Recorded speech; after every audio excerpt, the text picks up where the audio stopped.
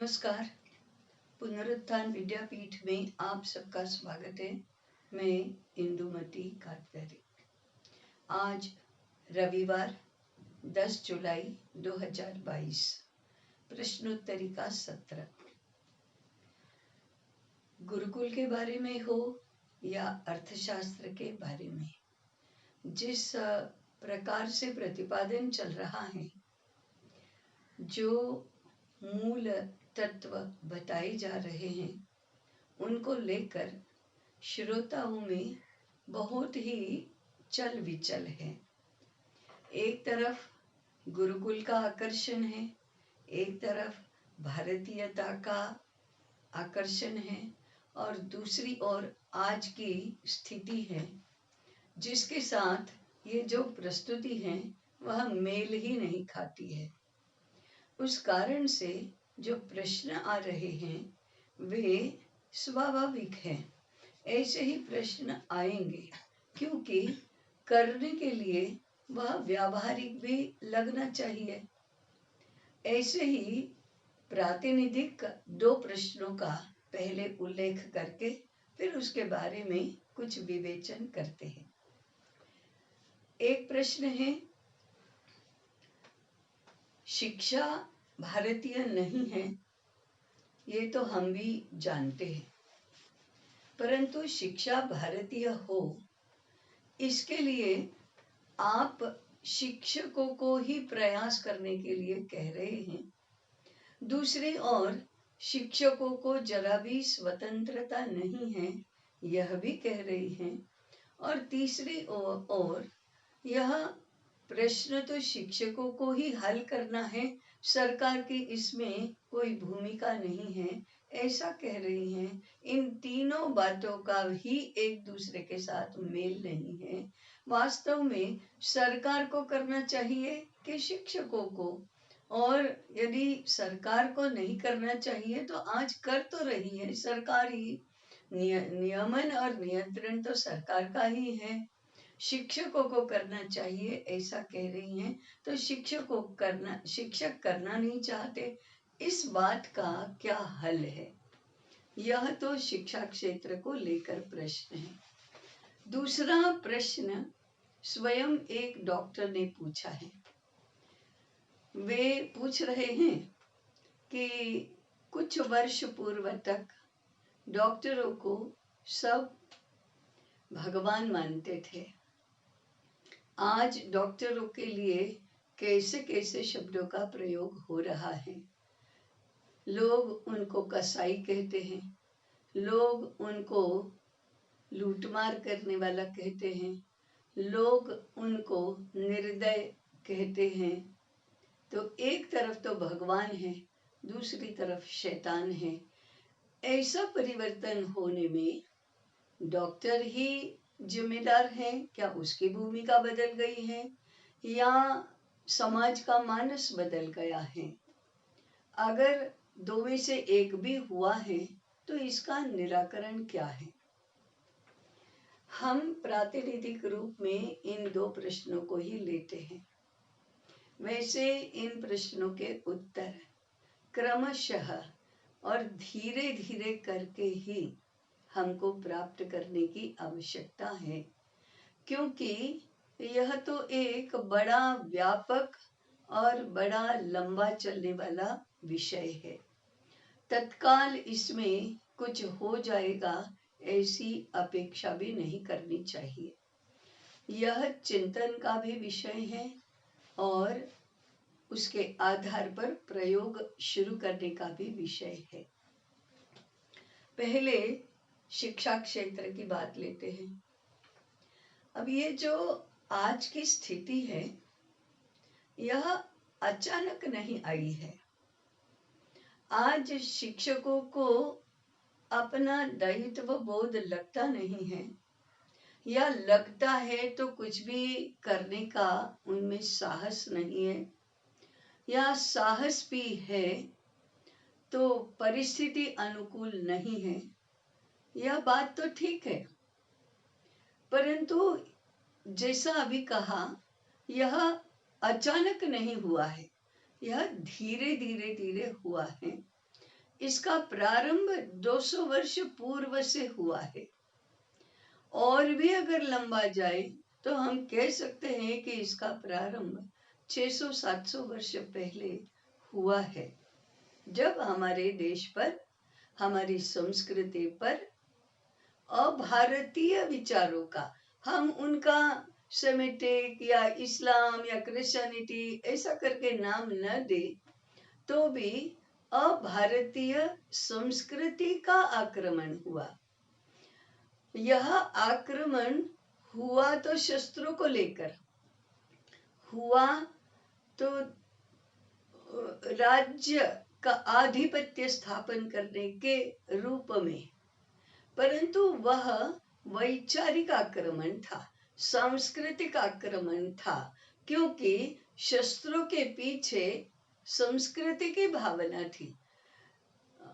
आधिपत्य स्थापन करने के पीछे सांस्कृतिक भावना थी, जो भारत की संस्कृति से, भारत की जीवन दृष्टि से 180 डिग्री दूसरे दिशा में है।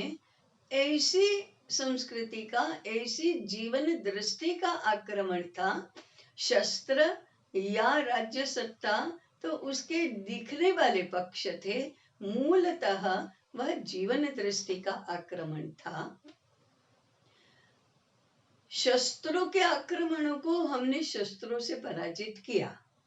आधिपत्य जो सत्ता स्थापित की थी ब्रिटिशों ने, उसको हमने जन आंदोलन के माध्यम से, क्रांतिकारियों के प्रयासों के माध्यम से परास्त किया और हम स्वाधीन तो हो गए। परंतु उस काल में, ये जो 500, 300, 200 वर्षों के काल में, यह जो जीवन दृष्टि है वह शिक्षा के माध्यम से लोगों के मानस में घुस गई, लोगों के जेहन में आ गई, लोगों के व्यवहार में आ गई, क्योंकि व्यवस्थाएं ऐसी ही बनी, नीतियां ऐसी ही बनी। आप अर्थार्जन कर सकते थे इन्हीं नीतियों के माध्यम से बने हुए व्यवसायों से। जो परिवर्तन हुआ वह व्यवस्थागत हुआ, परिवर्तन हुआ वह व्यवहारगत हुआ, परिवर्तन हुआ वह मानसगत हुआ। महत्वपूर्ण बात यह है कि हमने सत्ता, ब्रिटिशों की सत्ता को उखाड़कर फेंक दिया। हमने शस्त्रों से होने वाले आक्रमणों को परास्त कर दिया, परंतु व्यवस्था नहीं बदली, नीति नहीं बदली, व्यवहार नहीं बदला, जीवन शैली नहीं बदली, मानस नहीं बदला। इसलिए प्रश्न इन बातों का है, प्रश्न सरकार का, माने आधिपत्य का, शासन का, अथवा परकीयों के शस्त्र के आक्रमणों का नहीं है। प्रश्न हमारे मानस का है, प्रश्न हमारी नीतियों का है, प्रश्न हमारी व्यवस्थाओं का है, प्रश्न हमारी जीवन दृष्टि का है। तो ये प्रश्न तो हैं वे मन के, बुद्धि के,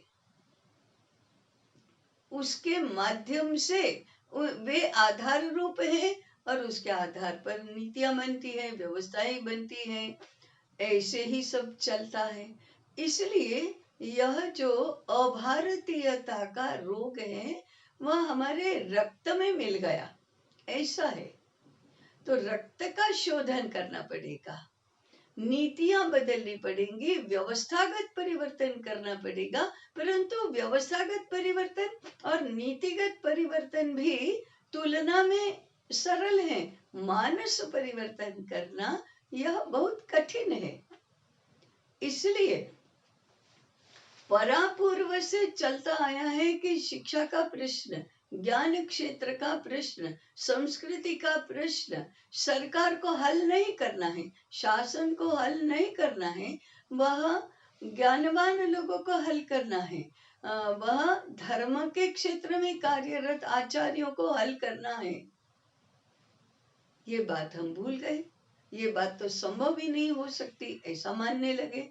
ये हमारे मानने का प्रश्न है। इसके पीछे जो जानना होता है वो जानने का प्रश्न है, और इसको हम इसलिए असंभव मानते हैं।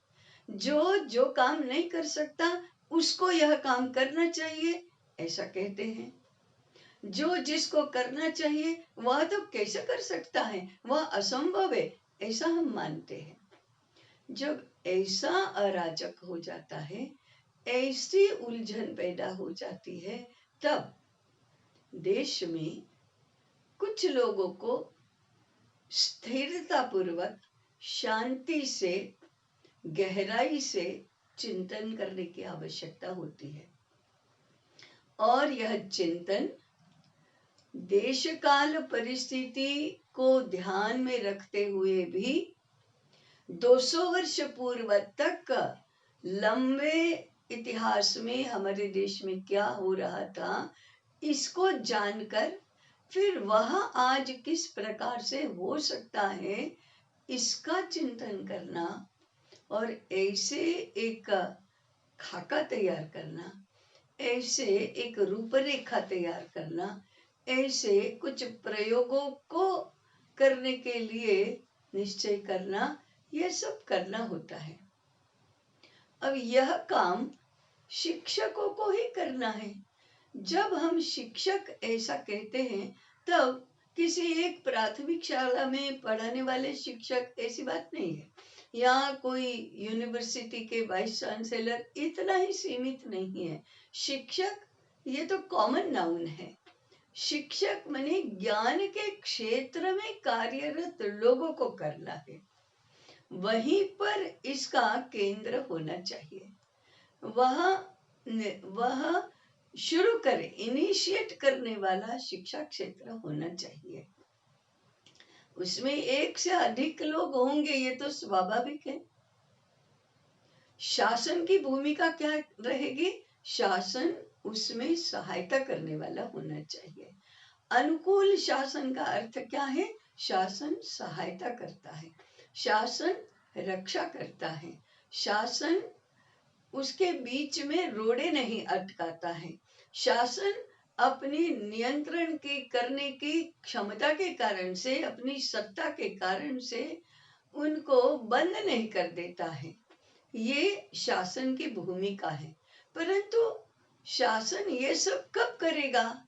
जब ज्ञान के क्षेत्र में कार्य करने वाले लोग इनिशिएटिव लेंगे, जब वे प्रारंभ करेंगे, जब वे अपने से जितना हो सकता है उतना चिंतन करेंगे, जब वे रूपरेखा तैयार करेंगे, जब लागू करने का प्रयास करेंगे, अपने अधिकार क्षेत्र में, अपने सीमित प्रभाव क्षेत्र में उसे लागू करने का प्रयास करेंगे, जद्दोजहद करेंगे, बहुत प्रयास करेंगे, तब शासन अनुकूल बनेगा।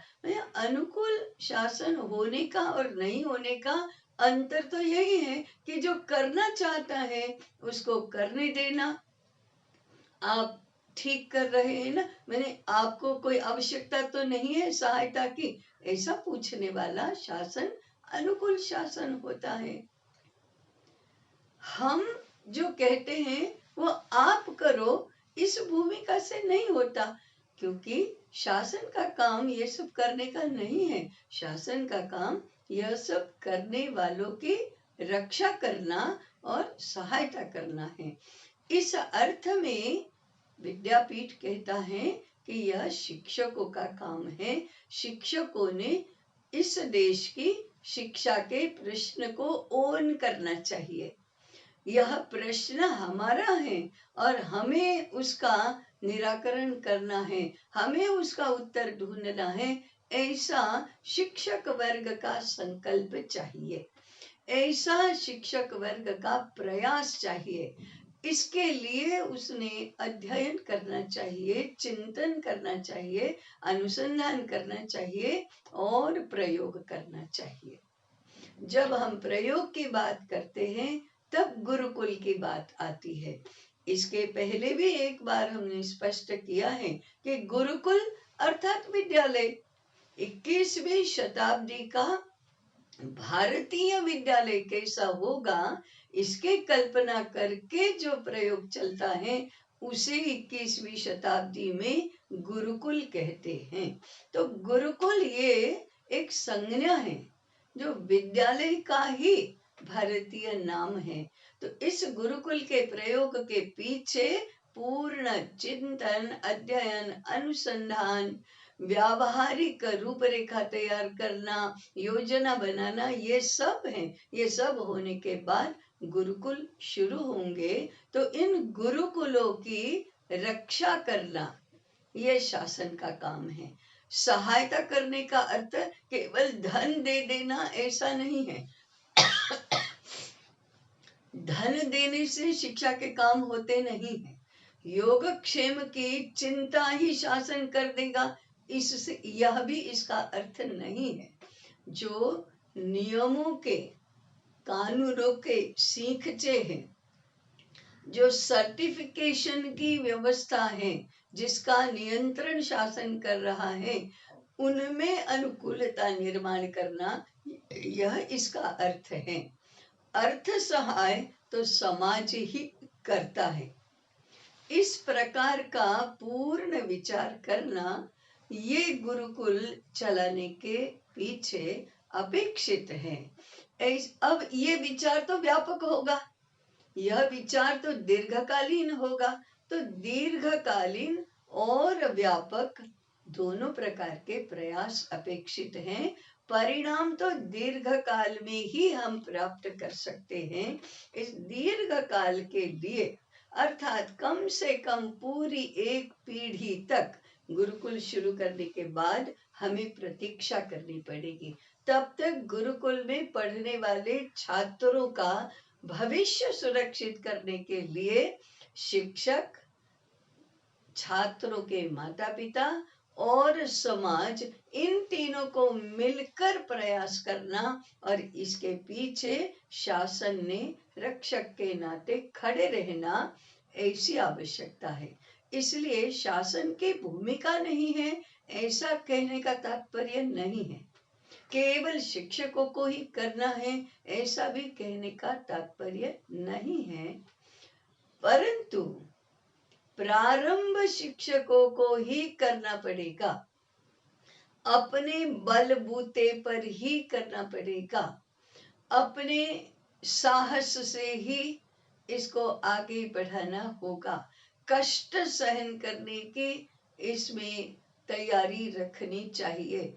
इसी को तप भी कहा जाता है। आज तक के दीर्घ इतिहास में जब ऐसे प्रश्न निर्माण हुए हैं, ऐसा व्यापक संकट छा गया है, तब ऋषियों ने तपश्चर्या से ही इसका निराकरण किया है। यही तो भारतीयता है। भारत का इतिहास इसी के प्रमाणों से भरा हुआ है। भारत की संस्कृति यही है, भारत की परंपरा तो यही है। तो तप करने के लिए सिद्ध ऐसे शिक्षकों के द्वारा ही इसका हल तो निकलने वाला है। इसलिए शिक्षकों को इसमें प्रारंभ की भूमिका लेनी होगी, करने वालों की भूमिका लेनी होगी। शासन की भूमिका सहायक की और रक्षक की ही रहेगी। समाज की भूमिका पोषण की रहेगी। ऐसा ही प्रश्न डॉक्टरों का है। डॉक्टर भी बदल गए हैं, समाज भी बदल गया है। दोनों ही मिलकर सेवा के क्षेत्र को अर्थार्जन का क्षेत्र मानने लगे हैं। वास्तव में लोगों की प्राण रक्षा करना, लोगों की स्वास्थ्य रक्षा करना, स्वस्थ है उसको बीमार नहीं होने देना, यह तो डॉक्टरों की जिम्मेदारी है। इसमें भी शुरुआत तो डॉक्टरों को ही करनी पड़ेगी और इसलिए डॉक्टरों का क्षेत्र यह सेवा का क्षेत्र है, और सेवा का क्षेत्र अर्थ से सीधा हिसाब का संबंध नहीं रखता कि इतना उपचार किया तो इतना पैसा, इतने दिन तक उपचार किया तो इतना पैसा, जल्दी रोगी ठीक हो गया तो कम पैसा, ऐसा हिसाब नहीं चलता। दवाइयां महंगी होना ये भी गलत दृष्टि का ही उदाहरण है, इसका ही प्रतिफल है। इसलिए समाज या डॉक्टर ऐसे दो वर्ग नहीं है, क्योंकि डॉक्टर भी समाज से ही तो आते हैं। समाज बदला है इसलिए डॉक्टर बदले हैं, या डॉक्टर बदले हैं इसलिए समाज बदला है, ऐसा प्रश्न न पूछकर दोनों ही कैसे बदल गए। तो पहला मुद्दा है सेवा के क्षेत्र को अर्थार्जन का क्षेत्र मानना, यही बहुत बड़ी मूलगत गलती है। और ये कैसे हुआ है फिर? वही जीवन दृष्टि का आक्रमण। भारत अर्थ केंद्रीय समाज नहीं है, भारत धर्म केंद्रीय समाज है। तो हमने अर्थ केंद्रीय समाज बना दिया, हम बन गए, अर्थ केंद्रीय बन गए। क्यों बन गए? न जानते हुए बन गए, पता ही नहीं चला हम कैसे बन गए। ये तो जब हम अब विश्लेषण करने लगते हैं, अब केस हिस्ट्री जैसे डॉक्टर देखते हैं वैसा केस हिस्ट्री देखने लगते हैं, तब पता चलता है कि अरे ये सब ऐसे हो गया, तो पता ही नहीं चला। तो पहला जीवन दृष्टि का जो आक्रमण हुआ है, उसके कारण से सेवा के क्षेत्र को हमने अर्थार्जन का क्षेत्र बना दिया। और दूसरा है, इसमें इतना पैसा इन्वॉल्व हो गया है, वही अर्थ केंद्रीय दृष्टि। एक बार आपने अर्थार्जन का क्षेत्र इसको मान लिया तो उसके बाद से किसी एक उद्योग की रचना होती है, वैसे ही हम मेडिकल क्षेत्र की भी रचना करते हैं। इतने बड़े बड़े यंत्र, इतने महंगे यंत्र, उन यंत्रों को खरीदने के लिए लगने वाला पैसा, इसको चलाने के लिए और इसका उपयोग करने के लिए जो क्षमता प्राप्त करनी चाहिए, उसके लिए मेडिकल कॉलेज की व्यवस्था, इसमें जो दवाइयां चाहिए उनको उत्पादन करने के कारखाने, उत्पादन व्यवस्था, इसका जो पैसा लगा है इसमें, उसको वापस प्राप्त करने के लिए डॉक्टरों की फीस बहुत बड़ी हो जाती है। इसका हिसाब अब रोगी का विचार नहीं है, अब कमाई का विचार है। तो लोगों को स्वास्थ्य देना, लोगों को स्वस्थ रखना, ये उद्देश्य दूसरे नंबर का हुआ। पहले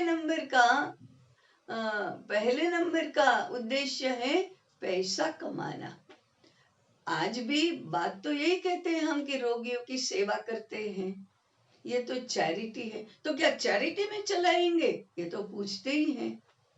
तो हमारे यहाँ वह चैरिटी भी नहीं थी, हमारे यहाँ वह सेवा ही थी, वह धर्म का काम था, पैसे कमाई का काम नहीं था।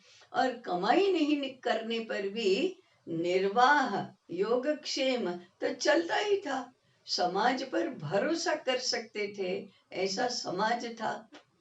और समाज पर भरोसा नहीं कर सकते हैं तो कुछ भी कर लेंगे, भगवान पर भरोसा रखेंगे, लेकिन हम इलाज करने का पैसा नहीं लेंगे, ऐसा निश्चय भी था। दोनों ही मिलकर हम सेवा परायण थे, माने डॉक्टर भी सेवा परायण था और समाज भी धर्म परायण था। और सेवा और धर्म को हमने पैसे के आगे, पैसे के शरण में, पैसे के चरणों में डाल दिया, तो फिर तो ऐसा ही होना है।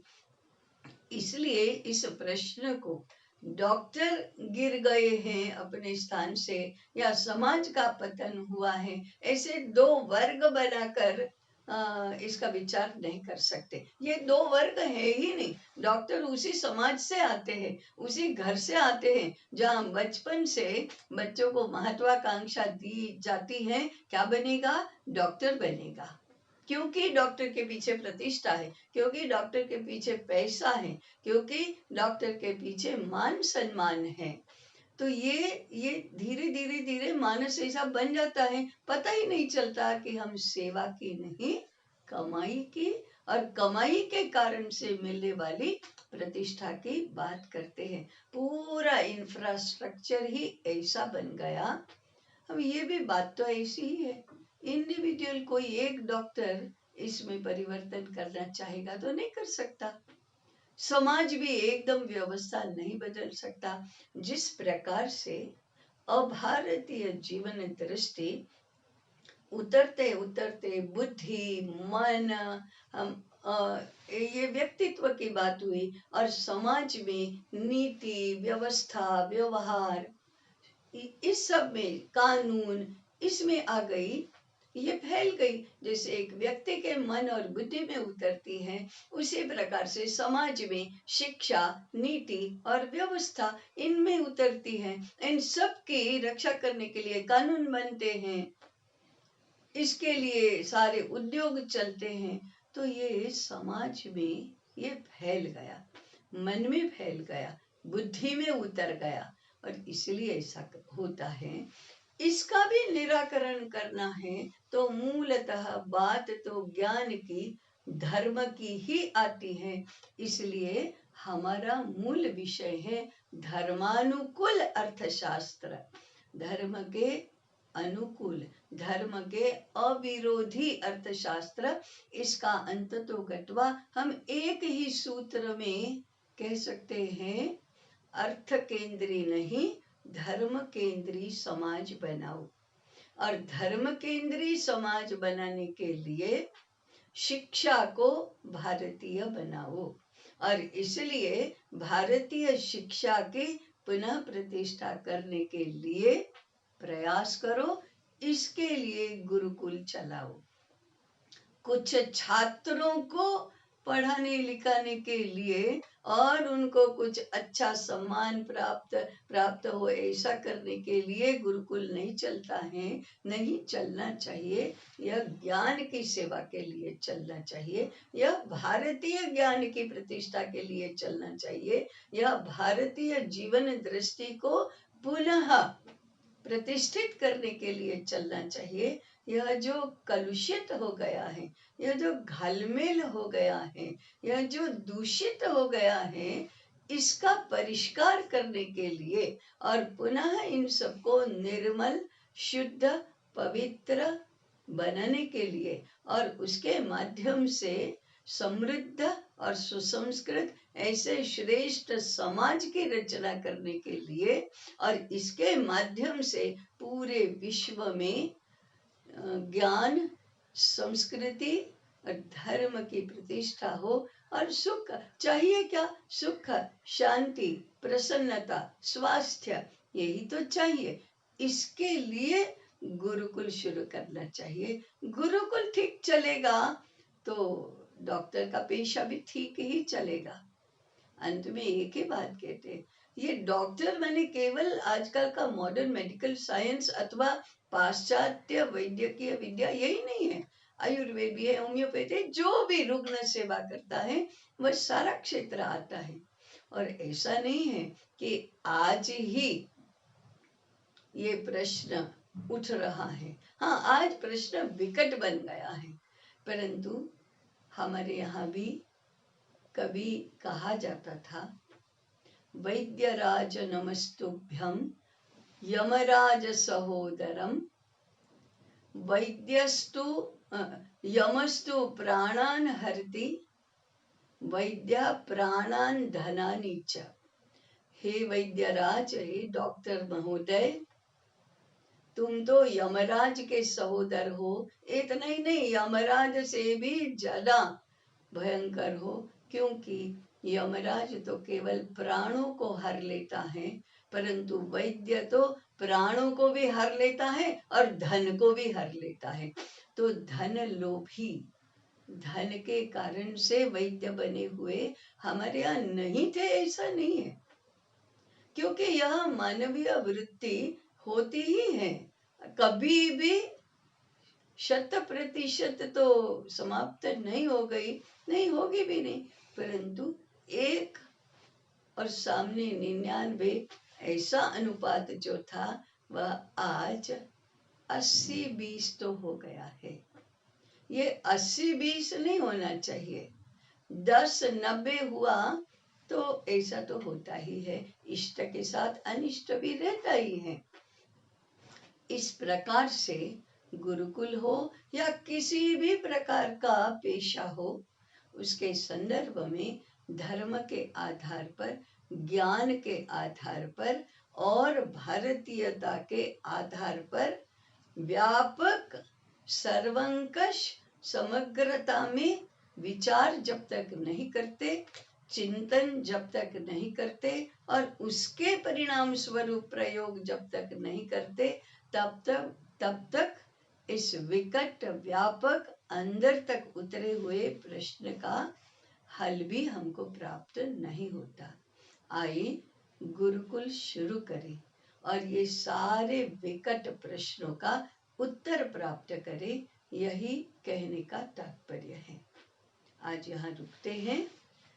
बहुत ही अच्छा है कि चिंतन इस प्रकार से आगे बढ़ रहा है और भी ऐसे टेढ़े और या समाज मन को आज सताने वाले प्रश्नों को पूछना चाहिए, उनका विवेचन भी करना चाहिए और धीरे धीरे करके हमारा मनोबल बढ़ाना चाहिए, हमारी बुद्धि को साफ करना चाहिए और प्रयोग करने का साहस निर्माण करना चाहिए।